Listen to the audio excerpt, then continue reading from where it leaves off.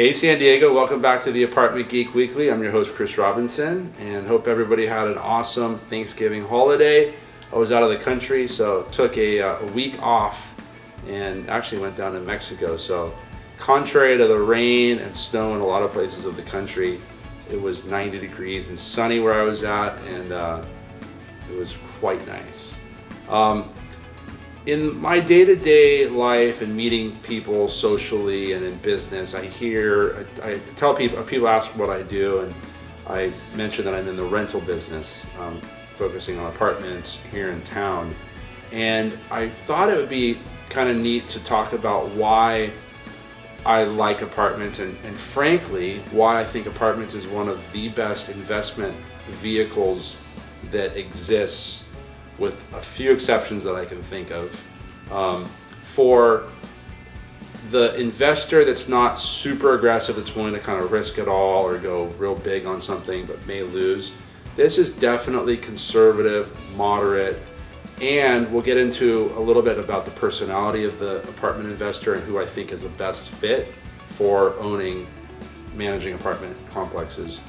So when I think about the fundamentals is kind of what I wanted to talk about here with multifamily. And this is like, if you look at the basic survival skills of people, you've got water, food, housing. So I like apartments simply because people want to really pay their rent. Otherwise, they're going to be on the street. They're going to have an issue with where they literally have a roof over their head. And that's why if you look at retail or office, if somebody's in trouble financially, then it's much easier for them to not pay rent. So I love multifamily apartments for that reason. I also like that in a lot of the apartment complexes that we own, there's kind of a power in number where you have diversification within the building. So if you have a vacancy, one unit is vacant or two units are vacant out of a 20-unit apartment complex, it's a lot easier to stomach that, make your payments, kind of stay afloat and still have some positive income, hopefully, or break even, while you kind of do turnover, remodel work and fill those units up. Now, San Diego and most places on the West Coast historically are 100% occupied. If you go back into history, there are some brief time periods where there were a lot of issues with, like in the early 90s, for example. However, well-located rental housing, as we know, there's not a lot of land out there, there's huge demand for it, and vacancy is not that big of an issue. So I love the fact that if you have a vacancy, it's just a small portion of the whole operation and you can still survive. Where if you're an office with tenant improvements, or you have a 3 or 4 unit commercial strip center and you lose an anchor, you lose a tenant, I mean, that can really make a dent in your planning and you could be in the red. Leverage, and now you can leverage any most classes of real estate or income property, but you're using other people's money. That's Econ 101. I'm a huge fan of conscious or smart leverage, getting good debt at low rates, fixed term, etc. That is huge. If you go buy securities or stocks, with the exception of maybe options, there's not leverage, and you're literally putting up $10 to maybe make $1 or $2 or whatever it is. With apartments, you can control a lot more with less, and that's a game changer. Leverage also runs into my next item, which is a hedge against inflation. So we haven't been in much of an inflationary market. However, when inflation does impact, change life and the price of goods, etc., when we have a loan, we're basically hedging the entire investment with rents that we can raise as things get more expensive. So if the cost of everything goes up 10% per year, which would be really high, we can essentially keep up with, typically we're on year leases with apartments, we can keep up with inflation by simply raising our rents on the entire apartment building. And when you have leverage, it creates kind of a way to capitalize or take advantage of controlling a whole asset class where you can raise the rents on the whole asset even though you're only tied into that deal with maybe 30, 35, 40% of your money. So that's huge. Appreciation. If you buy property in good areas, people don't really think about this, but it tends to appreciate very well, with the exception of a couple times, not a couple, but if you look at history going back 100 years, there are some times of just stars aligning, kind of perfect storms where things got hit with multifamily. But if you look back to 08, 09, 10, in a very serious recession, kind of a whole real estate debacle, apartment values literally were almost flat. They maybe went down a tad, and that was more due to failed condo conversions and some defunct management that we saw, and just some kind of real rare situations. But most apartment values stayed really level through the tough times. Now this is in San Diego, in desirable regions, so Southern California, or most places of the West Coast. Cash flow, talked about this in so many episodes. If you want to be old and not have to work, and I don't know how to be clear about this, but if you want to travel and have fun and have hobbies, some people don't, and that's totally fine. I want to travel and surf and explore different cultures and visit new places and learn about big picture things. I don't want to have to be tied into an office. So cash flow, passive income.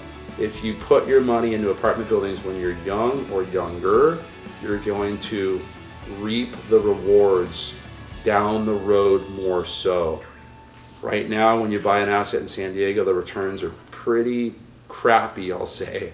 3-4%, if that. Maybe you raise rents and you have some bullshit you have to deal with, and now you're making 5%, 6%. So pretty conservative stuff, but down the road is when you start cleaning up on cash flow, and that's when you can, if you get the right management involved or people to help you.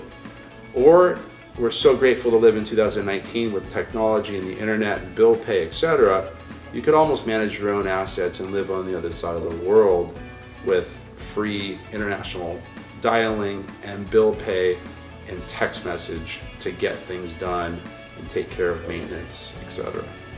Depreciation, you've got tax benefits of owning property. You can depreciate the second part of that on your tax return. It rolls over to your personal return, helps you save money on your taxes. Apartment buildings are a tax shelter. You can get real creative with kind of sheltering money, or if you show a loss on an apartment asset and you're active, if you're an active owner, which means you spend a certain amount of time involved in the business, you can roll that loss over to your personal return. If you make a bunch of money as a doctor, an attorney, or scientist, whatever it may be, you can take a loss and it helps you in your personal return, even though you're taking a loss on probably an investment that's gold and is going to produce a lot for you the next year and in coming years. We talked about diversification, and then the appreciation aspect of this real estate is amazing. And I got in the business in 2002, and in 2006, 2007, people said apartments are so expensive, they're overpriced. That was kind of the top of the market, and things were expensive then. They were the same returns that we have now. You're making 2-3% on your money, maybe break even when you buy the deal, and you're putting 35-40% down.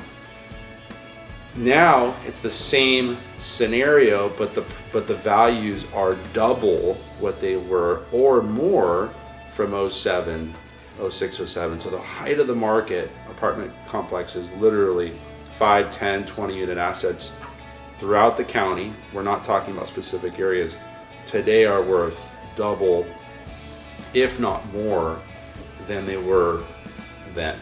And if you go another 10 years, 12 years down the road, I think people can guess what I would say. The values, I don't know if they'll be double, but they'll be significantly more than what they are today, even though things are very expensive today. If you buy these things at 0, 1, 2% cash on cash, very unattractive. but San Diego is where people want to live. There's migration. We heard from Gary London yesterday at an executive event I was at called Sage Talks. People want to live here. There's about 20% growth per year. Migration, natural, birth, people reproducing. San Diego's growing as a county. More people here, more people need housing. Apartment rents are going to grow. Cash flow is going to get better. So those are the good things. Now, what's the catch? Why would apartments be not a good investment or a challenging investment? You're dealing with, and I love this, tenants, turnovers, and toilets.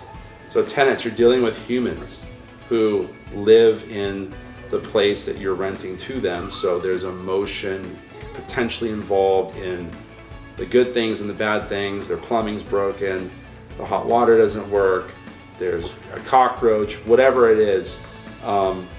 If you're good with people, it makes you an effective landlord. Turnovers, you've got people that move out, the unit's in shitty condition, you've got to deal with the deposit. If you're good with people and you know how to kind of manage that, manage the communication, then that's easy. You give them back the deposit, you line up a contractor or a crew to do some work to the unit, whether that's a fluff and fold, which is just basic paint, maybe some flooring, maybe some baseboards, some new fixtures, clean it up, done. Maybe raise the rent, get up to kind of a market level. That's a great, easy way to do it. It's pretty easy. There's a lot of people out there that want work. Even though contractors are busy now, there's a lot of people out there that are capable of doing these type of remodel elements on a turnover. Or you can do a full remodel and you get a contractor more in depth, and you're going into countertops and cabinets and bathrooms and vanities, etc. More money, then you're going to set a higher bar, etc. Toilets, maintenance, and this is kind of the symbol for greater maintenance category, where things break, tenants need something fixed. As I mentioned before, we live in 2019 with technology. It's very easy for me to get on the phone with a plumber, or my manager to call a plumber, or an electrician, or a roofer to fix a leak.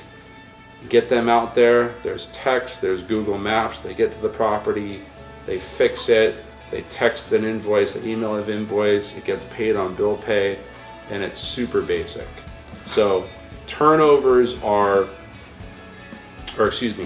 toilets and the bigger side of maintenance is much easier to deal with today than it was 10 years ago, 20 years ago, 30 years ago, etc. Management's one of the toughest areas of owning apartment complexes, if you do it yourself, I found it to be quite simple. Frankly, I don't think there's much in it. I think I'm a good manager. If you outsource it, then that's where you really need to kind of choose wisely, whether it's a company or it's somebody in-house or it's an on-site. You've got to be good with people. You've got to know how to hire, ask the right questions, and get somebody in there who's going to be firm, not too friendly, good with accounting, who can do the books, and, somebody kind of well-rounded. That's one of the negatives, one of the drawbacks of apartments is you do need to manage things, whether it's you or somebody else. The returns are conservative, especially in the beginning. We've talked about this. A lot of people, I think, are deterred from apartments because the returns are single digit, and people are used to, I'm going to go invest in cannabis company, or this new drink my friend is making, or kombucha, whatever it is. All that stuff is fine. It's higher risk. This is going to be conservative, but the long-term benefits, I love the saying about, or the talk about delayed gratification, because you put your money to work now, you get by, you make a little return. Month 12, month 18, you're making 5, 6, 7% cash on cash if you know what you're doing. And then down the road is just gravy. You can just keep the cash flow going up. You can refinance, you can pull money out, go buy more units, and you can just kind of grow the monopoly board as large as you want. And that's what's really neat about apartments, is you can settle with 20 units, you can grow to 200, 2,000, etc. So there's no, the sky is your limit. So apartments in general, other than self-storage where you have no humans and no, plumbing breaking, I think self-storage is probably the best product type. If I could own a bunch of self-storage, that would be amazing. Manufactured housing, which is like trailer parks and mobile home parks, ideal, lots of cash flow. A lot of times you don't own the homes and you just own the land and you rent the space. Multifamily is kind of a second or third in the row. There is the ideal product type, and I can't say enough about it if people kind of understand the long-term rewards, and you have to kind of get through the short term and not focus on making pretty unattractive return for maybe a year or two and not get emotionally connected to it. So thanks for tuning in. In a nutshell, the pros and cons and the fundamentals of multifamily on the West Coast.